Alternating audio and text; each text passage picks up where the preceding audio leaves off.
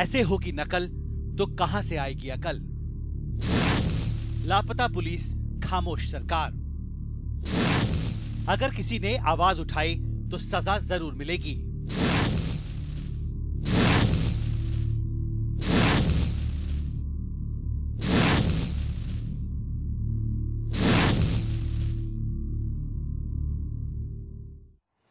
नमस्कार। Prime time में आज इम्तिहानों में नकल। कल हाजीपुर से आई तस्वीरों ने एक बार फिर से हमारी शिक्षा व्यवस्था की हालत को टटोलने पर मजबूर कर दिया। पटना से 25 किलोमीटर दूर पर केंद्रीय मंत्री रामविलास पासवान की इस लोकसभा सीट में बोर्ड के इम्तिहानों के दौरान इस 4 मंजिला इमारत में जिस तरह से खुलेआम जान की परवाह किए बगैर जो नंबर बनाने के प्रयास हो रहे थे, उससे सवाल तो पहले यही उठते हैं कि क्या यहाँ पर कोई इम्तिहान कराने की व्यवस्था नहीं है? क्या कोई टोकने वाला नहीं है? टीचर, पुलिस, प्रशासन, इस सब को नजरअंदाज करने में क्या सबका फायदा है? तो आज शाम तस्वीरें उत्तर प्रदेश के झांसी से भी आई, जहां पर एक प्रोफेसर योगेश पांडे की छात्र संघ के नेता राहुल सिंह ने इसलिए पिटाई की क्योंकि नकल करने पर प्रोफेसर उनकी धमकी में नहीं आए। प्रोफेसर ने पुलिस से शिकायत की और समाजवादी पार्टी से जुड़े इन छात्रों ने उनकी जमकर धुनाई कर डाली। पुलिस भी इस लड़के के पार्टी से जुड़े होने के कारण ज्यादा कुछ कर नहीं रही है। तो यूपी का हाल समझेंगे, लेकिन बिहार में हाजीपुर वाले मामले में 8 होमगार्ड्स पर कार्रवाई हुई है। ताजा मामले लखीसराय और वैशाली से भी आए हैं। बिहार के मुख्यमंत्री नीतीश कुमार ने एक बयान जारी कर कहा है कि बिहार में मैट्रिक की परीक्षा में नकल की जो तस्वीरें सामने आई हैं, मैं उसके विरुद्ध हूं। मैं बिहार में नकल में सहयोग देने वाले अभिभावकों, संबंधियों और मित्रों से कहूंगा कि अपनी गलत सोच से आप छात्र और बिहार का नुकसान कर रहे हैं। उन्होंने प्रशासन से भी सतर्कता और जवाबदेही से काम करने के लिए कहा। लेकिन ये समस्या सिर्फ बिहार यूपी की नहीं है। देश भर में बोर्ड इम्तिहान से पहले नकल रोकने के लिए सीसीटीवी, मोबाइल जैमर्स और सशस्त्र बल की बात कही गई, क्योंकि एग्जाम सीजन को एक तरह से चीटिंग सीजन कहा जाने लगा हमारे देश में, जो एक ऑर्गेनाइज्ड इंडस्ट्री की तरह बन गया है। 2014 में बिहार स्कूल एग्जामिनेशन बोर्ड में 12वीं के 200 छात्रों को चीटिंग के लिए एक्सपेल किया गया। असम में करीब 421 को, उड़ीसा में 376 को, जो पिछले साल से 654 से बेहतर है। पश्चिम बंगाल के इस्लामपुर में सीसीटीवी कैमरे के बावजूद चीटिंग पर रोके जाने पर छात्रों ने फर्नीचर को तोड़ डाला। छात्रों का कहना था कि इन्विजिलेटर बहुत सख्त था। उत्तर प्रदेश में फ्लाइंग स्क्वाड की गाड़ियों पर 2 क्रूड बॉम्ब फेंके गए थे। अब बड़े शहरों में नए नए तरीके आ रहे हैं चीटिंग के लिए। Spy Bluetooth glasses, earpiece set, wireless earpiece, फेरिस में कुछ और भी है। तो मुंबई के लोकमान्य तिलक हाई स्कूल में नकल के लिए चिट लाने की अनुमति दी गई। इन्विजिलेटर ने कहा कि कॉपी करो लेकिन शोर मत करो। और इस रैकेट का खुलासा किया 2 छात्रों ने, जो साल भर से लगन के साथ पढ़ाई कर रहे थे और अन्य को बिना मेहनत के नंबर मिल जा रहे थे। तो पिछले साल जो annual status of education report यानी कि एसर की रिपोर्ट के अनुसार 5वीं क्लास के 50% बच्चे दूसरी कक्षा की ही पढ़ाई कर सकते हैं। गणित में हालत और भी खराब है। अगर बिहार से एक और एग्जाम्पल उदाहरण मैं आपको दे दूं, बिहार से रिपोर्ट के अनुसार 8% शिक्षक जो हैं वो 5वीं क्लास के नंबरों को, जो सवालों को हल नहीं कर पाए। 20,000 टीचरों की नौकरी नकली डिग्रियों पर वहां पर दी गई और तमाम ऐसी कमियां हैं, ज्यादातर राज्यों में बनी हुई हैं। शिक्षकों की कमी देश भर में बनी हुई है। स्कूलों की हालत दुरुस्त नहीं है। सभी बच्चे स्कूल तक नहीं पहुंच पाते। 5वीं से ऊपर पढ़ना और भी बड़ी समस्या, और इस सब के ऊपर नौकरी की कमी है। तो नकल की समस्या की जड़ तक पहुंचने के लिए हम किसी एक पहलू को दोषी नहीं ठहरा सकते। शायद अपनी शिक्षा प्रणाली पर गौर करने की जरूरत है। तो हमारे साथ खास मेहमान आज मौजूद हैं। आपको बता दें, अजय आलोक जेडीयू के नेता, प्रभात झा नेता बीजेपी, आसिम वकार साहब सचिव हैं समाजवादी पार्टी के, और सबसे खास मैं आपको बता दूं अशोक गांगुली पूर्व चेयरमैन है सीबीएसई के, और Sanjay Singh political editor first post के हमारे साथ मौजूद यहां पर हैं। लेकिन सबसे पहले मैं मिस्टर गांगुली आपके पास आऊंगी। आपने स्थिति को जमीन से देखा है। जो ये समस्या है, हिंदी में हम नकल कहते हैं, इंग्लिश में चीटिंग कहते हैं, तो और भी लगता है कि क्या और इससे जुड़ जाता है। कितनी बड़ी समस्या है, क्या हम इसकी गहराई तक पहुंच पा रहे हैं? जी हाँ, देखिए, अगर स्थिति को हम समग्र रूप से नहीं सोचते हैं तो हम स्थिति को बदल नहीं पाएंगे, ट्रांसफॉर्म नहीं कर पाएंगे। देखिए, हमें ये देखना पड़ेगा कि हमारे देश में करीब 53 जो है बोर्ड्स हैं। 3 तो आपके नेशनल बोर्ड है और 50 जो है हमारे स्टेट बोर्ड है। तो आज जो हमारी परीक्षा व्यवस्था है वो ये जो स्टेट बोर्ड्स में जो परीक्षा व्यवस्था है और नेशनल बोर्ड्स में परीक्षा व्यवस्था है, इसमें एक आसमान जमीन का जो है स्थिति फर्क देखने को मिल रही है। स्टेट बोर्ड्स में स्थिति यह है कि हम एग्जाम्स के केवल एग्जाम्स ही लेते हैं, उसमें और जो परिवर्तन होना चाहिए क्लासरूम मैनेजमेंट पर, पढ़ाई पर, इस पर हम सोच नहीं देते हैं। और जब बच्चा कक्षा 8 में बिना किसी डिटेंशन के कक्षा 9 में प्रवेश लेता है और 10वीं की परीक्षा जब देने जाता है तो उसके पास सामान्य नॉलेज जो है कक्षा 6-7 तक भी नहीं होती है। एक तो ये बातें हैं। दूसरी बात है, नकल को अगर हम संपूर्ण परिप्रेक्ष्य में देखें तो हमें यह भी देखना पड़ेगा कि केवल स्टेट बोर्ड और नेशनल बोर्ड की बात नहीं है। हम ये भी देखते हैं कि जो हमारे रूरल स्कूल्स हैं, जो ग्रामीण क्षेत्र के विद्यालय है और जो अर्बन स्कूल की जो एनवायरनमेंट है, उसमें भी बहुत सारा जो है गैप देखने को मिलता है और मोस्टली नकल जो है वो हमें रूरल स्कूलों में देखने को मिलती है। और तीसरी बात हमें ये देखना पड़ेगा कि जो हमारे बॉयज के स्कूल्स हैं और जो गर्ल्स के स्कूल है उसमें भी नकल में जो है बहुत सारी अंतर को देखने को मिलता है। आज इस बात नहीं है कि बच्चा जो है पर्ची लेकर या किताबें लेकर नकल करता है।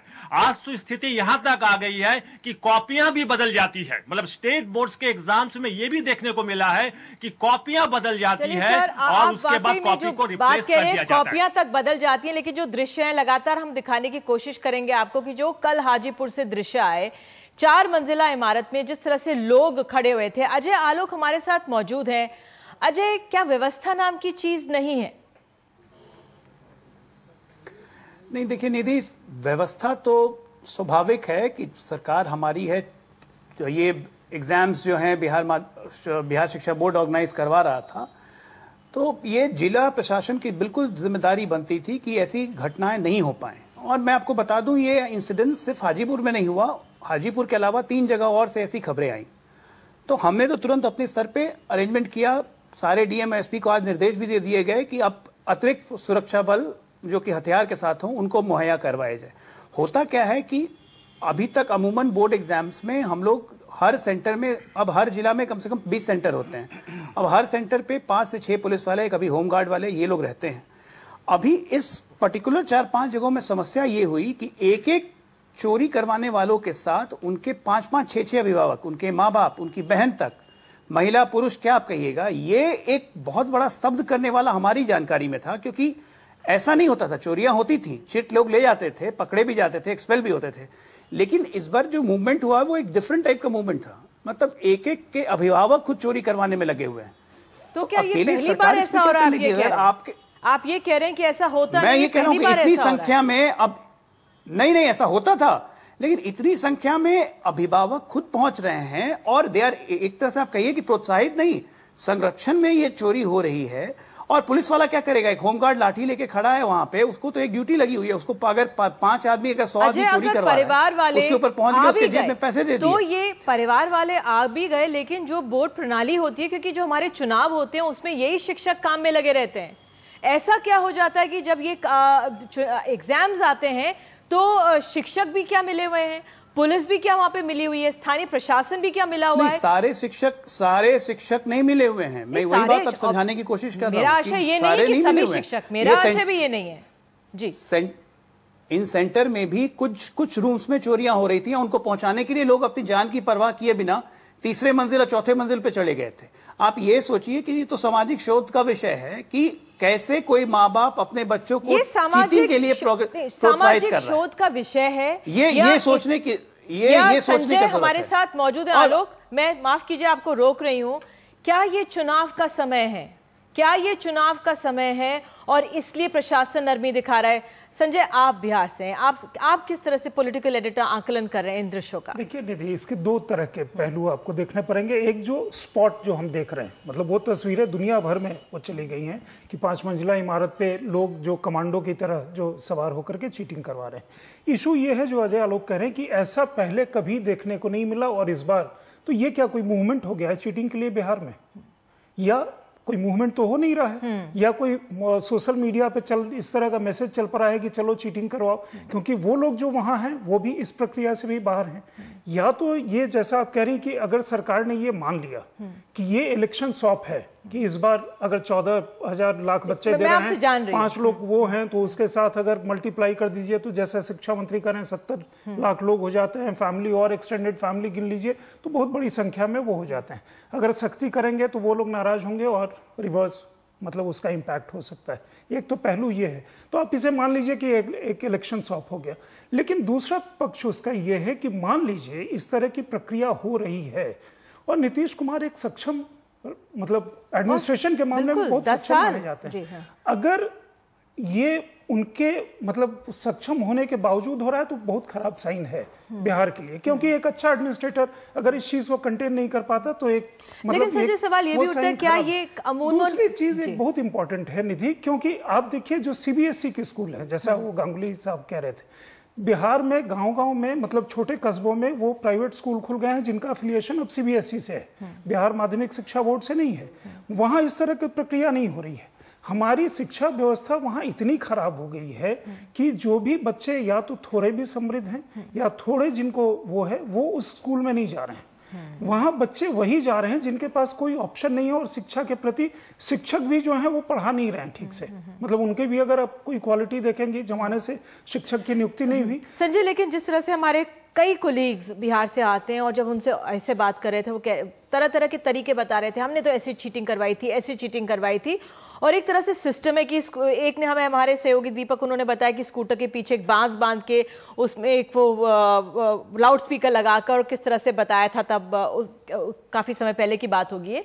लेकिन तरह तरह के अगर ये चीटिंग अगर क्या वहां पर जड़ों तक काफी सिर्फ ग्रामीण इलाके में है, या हम कहें कि जो बड़े शहर हैं जैसे पटना वगैरह वहां पे भी ऐसे ही होगा? नहीं, वहां भी है। हाँ। लेकिन ये जो बाहर हैं, मैंने भी इस चीज को देखा और कई बार आप बड़े अचंभित होते हैं कि मतलब ये आखिर प्रणाली जा कहां रही है।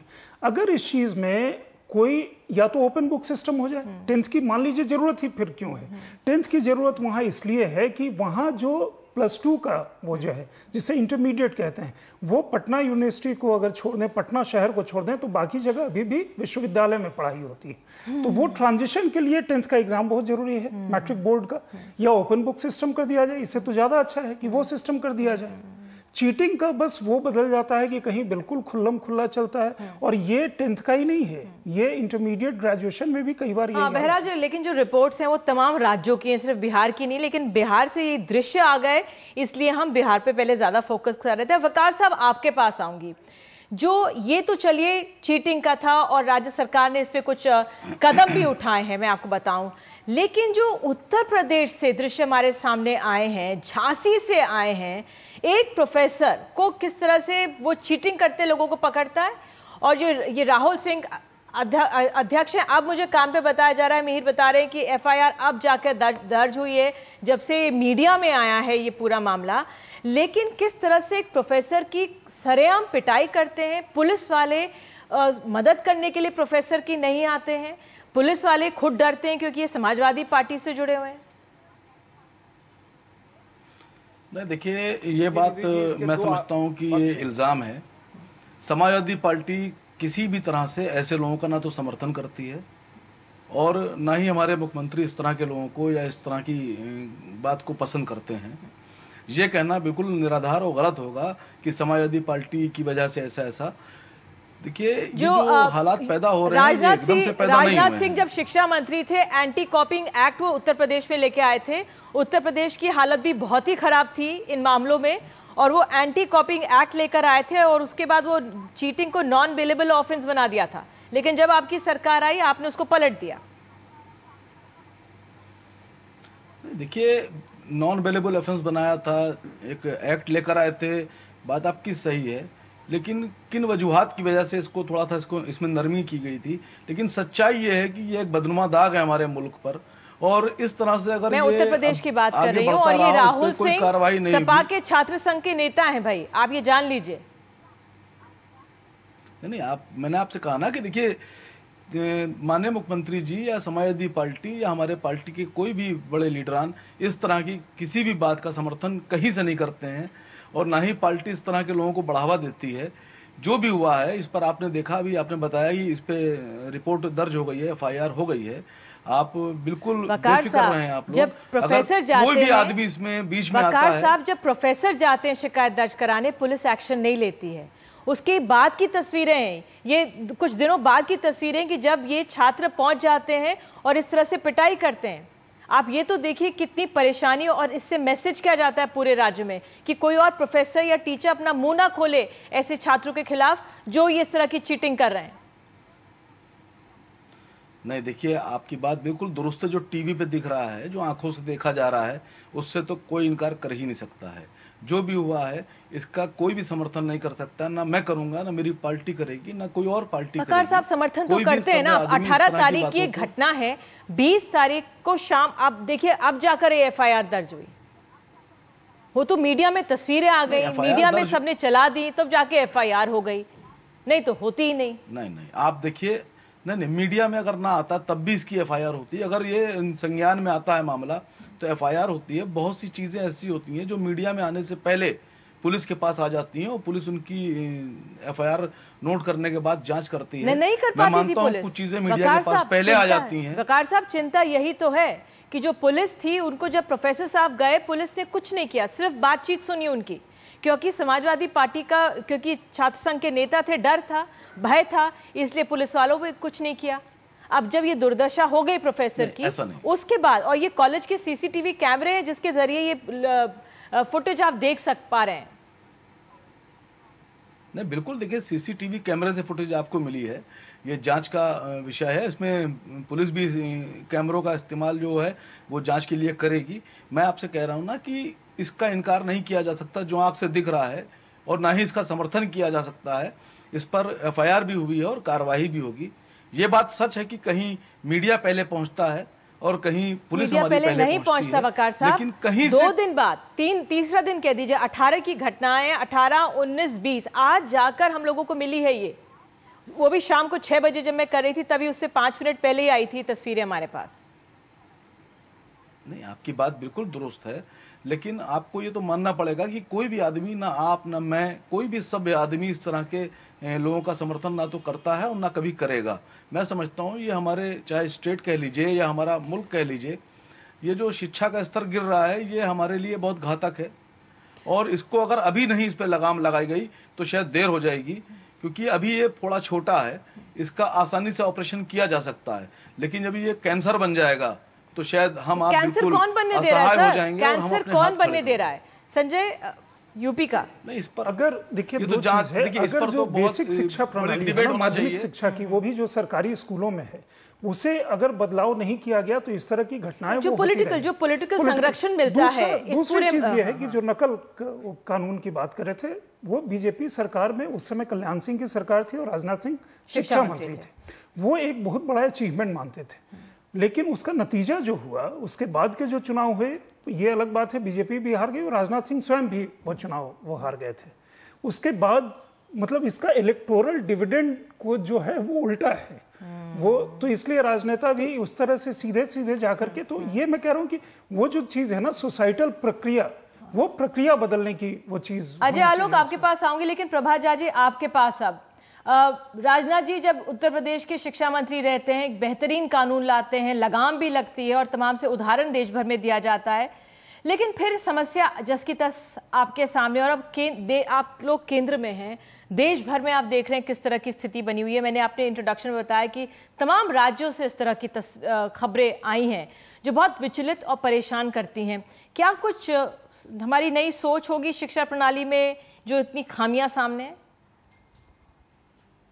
देखिए, ये खामियां सनातनी है, खास करके उत्तर भारत के उत्तर प्रदेश और बिहार में।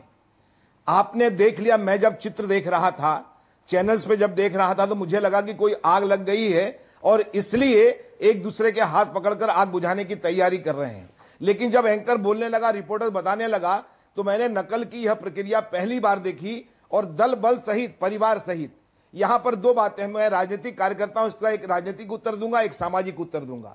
राजनीतिक उत्तर यह है कि क्या 14 लाख विद्यार्थी जो 10वीं की परीक्षा दे रहे हैं, एक परिवार में 5 वोट होते हैं। 70 लाख वोटर को नीतीश कुमार प्रभावित करना चाहते थे। वो इसलिए उसको पकड़ने की कोशिश नहीं कर रहे थे कि अभी नवंबर में चुनाव होना है, 70 लाख वोटर नाराज हो जाएंगे। क्या यह सत्य है?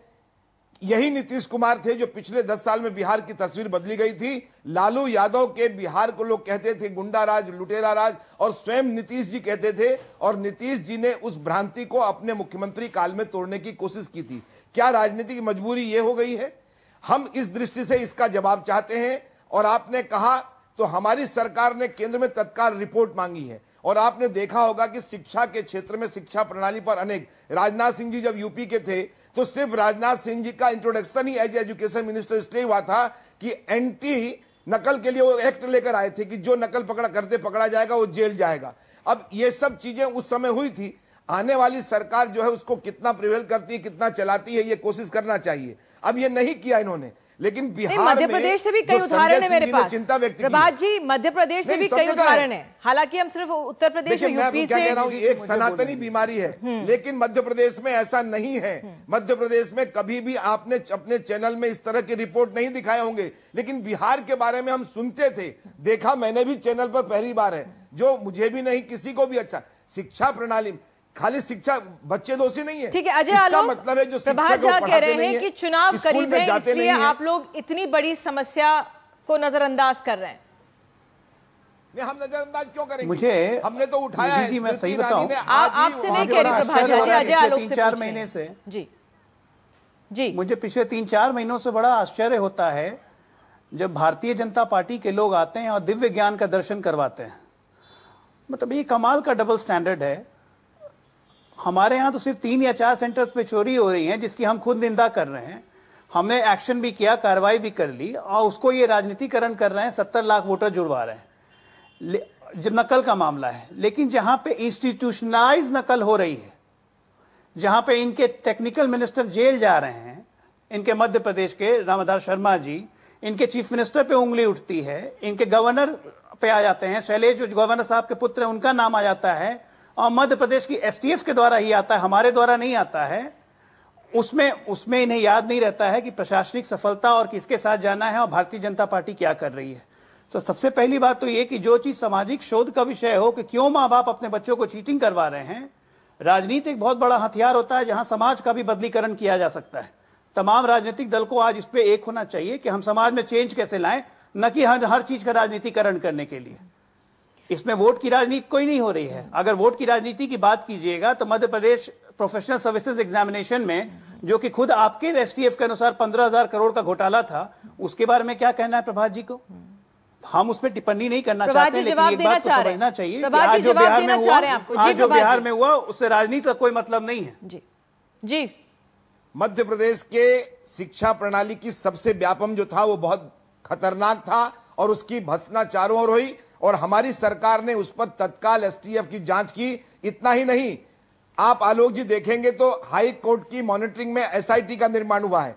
अगर हम इसको प्रश्रय देते, और उस तरह का मामला नहीं था, ये व्यवसायिक मामला था, और उसमें जो शिक्षा प्रणाली में जो कुछ भी दोष था उसको, एक मिनट, हमने राजनीतिकरण नहीं किया है। हमने ये बताया है कि वही नीतीश कुमार आज से 2 साल पहले कैसे काम कर रहे थे और आज कैसे कर रहे हैं, क्योंकि राजनीतिक मजबूरी है। आप माने न माने, यह तो सबको अचानक कैसे हो गया, इतनी हिम्मत कैसे पड़ गई कि 5 मंजिला मकान पर आदमी बिना सीढ़ी के चढ़ जाएगा? ऐसी हिम्मत कैसे जुटा ली? और प्रशासन वहां मोम रहा। होमगार्ड से कहीं शिक्षा परीक्षा देते समय बच्चों की हिफाजत होती है? ये तो पूरी तरह से एक, मैं ये भी कह सकता हूं कि सरकार के इशारे पर हो रहा था। और व्यापम की जहां तक आप बात कर रहे हैं, व्यापम में शिवराज सिंह ने खुली चुनौती दी है कि आए कोई सिद्ध करे। सरकार का कोई उसमें हाथ नहीं था, राजनीति का कोई उसमें हाथ नहीं था। अगर शिक्षा मंत्री थे और आपको लगता है कि वो लिप्त थे, जो कि हम जानते हैं कहीं से लिप्त नहीं है, ये तो शायद कुछ ज्यादा हो जाएगा कि अगर आप कहें कि सरकार के इशारे पर हो रहा था। नहीं, ये तो कुछ ज्यादा हो जाएगा अगर आप कहें कि सरकार के इशारे पर हो रहा था। देखिए, हम अगर राजनीतिक तौर पर उत्तर देते तो कहते कि सरकार करा रही है। मैं भी नहीं मानता इसको। यह एक सामाजिक कुरीति है। इसको सभी दलों को मिलकर, निधि जी, मैं आलोक जी से भी निवेदन करूंगा, हम सब लोग मिलकर इस बुराई की लड़ाई को लड़ें तो ज्यादा अच्छा, क्योंकि छात्र का भविष्य भारत का भविष्य होता है। बिल्कुल। अशोक गांगुली हमारे साथ। अशोक जी, जो ये राजनीतिक संरक्षण इन लोगों को मिलता है, चाहे हम कहीं की भी बात करें, ये कितना, क्या आपने देखा ये इंटरफेरेंस, ये दबाव बहुत बड़ा रोड़ा है अभी इस पे सुधार का? देखिए, इस प्रकार के ब्लेम गेम से जो है कोई सलूशन नहीं निकलने वाला है। ये केवल हम जो है प्रॉब्लम्स को बढ़ा रहे हैं। हमें ये सोचना पड़ेगा कि एक ही स्थान पर जब एक सीबीएसई का विद्यालय है या आईसीएसई का विद्यालय है, वहां पर यह स्थिति उत्पन्न नहीं हो रही है, किंतु क्यों स्टेट बोर्ड के जो परीक्षा व्यवस्था में इस तरह की स्थिति उत्पन्न हो रही है। जब तक हम सोच समझकर इसको ग्रास रूट में, जमीनी स्तर पर इसमें परिवर्तित नहीं करेंगे, वातावरण में परिवर्तन नहीं करेंगे, तब तक इसमें कोई सुधार होने वाला नहीं है। मैं ये स्पष्ट कहना चाहूंगा कि परीक्षा व्यवस्था में जो परिवर्तन होना है उसमें एक ट्रांसफॉर्मिस्ट माइंडसेट हमें लाना पड़ेगा। फॉर एग्जाम्पल हम ये देखते हैं, बिल्कुल सही आप कह रहे हैं, लेकिन जो ये पॉलिटिकल इंटरफेरेंस, हाँ। क्योंकि अब एंटी कॉपिंग एक्ट वहां पे हटा दिया जाता है, फ्लाइंग स्क्वाड पर क्रूड बॉम्ब फेंके जाते हैं। पंजाब से भी मेरे पास खबर है कि वहां पे किस तरह से कॉपीज को खुलेआम बोल दिया जाता है, चीट देख लीजिए, आप चीटिंग करना चाहें तो आप चीटिंग कर सकते हैं। प्रिंसिपल बाहर जाके खड़े हो जाते हैं, हमारे सहयोगी बता रहे थे जो पंजाब से। तो जो ये क्या जो एक राजनीतिक अगर पॉलिटिकल संरक्षण ना मिले, जिस तरह से कहा जा रहा है चीटिंग एक इंडस्ट्री है, तो फिर ये समस्या सुलझ सकती है, थोड़ी तो बेहतर हो सकती है। मैं थोड़ा सा एकेडमिक सॉल्यूशन इसमें देना चाहूंगा। जैसे फॉर एग्जांपल स्टेट बोर्ड के एग्जाम में ये देखने को मिलता है कि एक ही पेपर होता है, सभी बच्चे को एक ही पेपर जो है पूरे एग्जामिनेशन रूम में दिया गया है। तो वहां पर जो ऑर्गेनाइज नकल होती है, जिस प्रकार आपके लाउड स्पीकर के माध्यम से या अन्य प्रकार के माध्यम से सभी बच्चे को एक ऑर्गेनाइज्ड नकल किया जाता है, किंतु जो परीक्षा व्यवस्था है उसमें एक ही पेपर बच्चे को नहीं दिया जाता है, उसमें multiple set of question papers होते हैं। मेरा एक ये उदाहरण है। दूसरा ये कहना है कि हम किसी भी स्थिति में दरोगा या पुलिसी व्यवस्था से जो है हम परीक्षा व्यवस्था में परिवर्तन नहीं कर पाएंगे। मेरा यह कहना है कि जब तक हमारे क्लासरूम मैनेजमेंट में, जब तक टीचर्स की अकाउंटेबिलिटी और रिस्पॉन्सिबिलिटी को हम नहीं बढ़ाएंगे, पूरे शैक्षिक सत्र में हम पढ़ाई की व्यवस्था को सुनिश्चित नहीं कर पाएंगे, परीक्षा व्यवस्था में इस तरह की स्थिति हमें देखने को मिलेगी।